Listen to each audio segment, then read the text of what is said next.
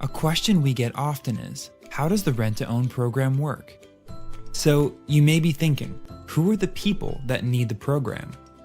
Our buyers tend to be those who are self-employed, make a stable income, and maybe they just need what banks call seasoning. So they need a period of time in order to become mortgage ready. It could also be somebody who had a legitimate hiccup in their credit, gone through a serious life event like a death, a divorce, maybe even a bankruptcy, and you generally just need time in order to become mortgage ready. If you fall into one of those categories, or you fall into a category that we didn't mention and your credit's less than perfect, we can help you with that. We'll get you connected with a great credit enhancement company that's going to get back to us and give you a specific strategy on how to enhance your credit to get it to a point where you're mortgage ready. That way you can become a buyer. We like to call it a tenant buyer. It's someone that ends up being a homeowner. So these are some steps that are going to help you get there. First, you're going to want to jump onto our website and register for our properties. It's absolutely free. We're not doing any credit checks or background checks. It's just for our internal use. We want to make sure that when a property becomes available, you're the first to know. All of our registered prospective tenant buyers get a first look before we advertise anywhere else.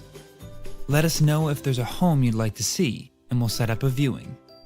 In the case you're interested in moving forward with the property, we'll move to the second step and send you our next step forms. They're going to tell us more of a big picture of who you are as a buyer. So we're going to know your job, your income, what your down payment is. That way we can see if our program is going to be a good fit for you to buy this property. Once we get the forms back, we'll give you a call to review them. And then once we get to a point where we're both comfortable with your plan, we'll move on to step 3 and arrange a buyer meeting. The purpose of a buyer's meeting is to meet face to face, go over a simple buyer letter of intention, outline your steps for success, and then go over your down payment plan.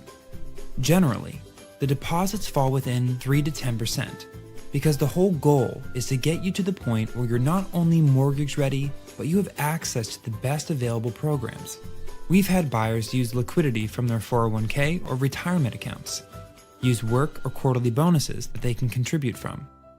The best part about the down payment is it's completely credited towards your purchase price.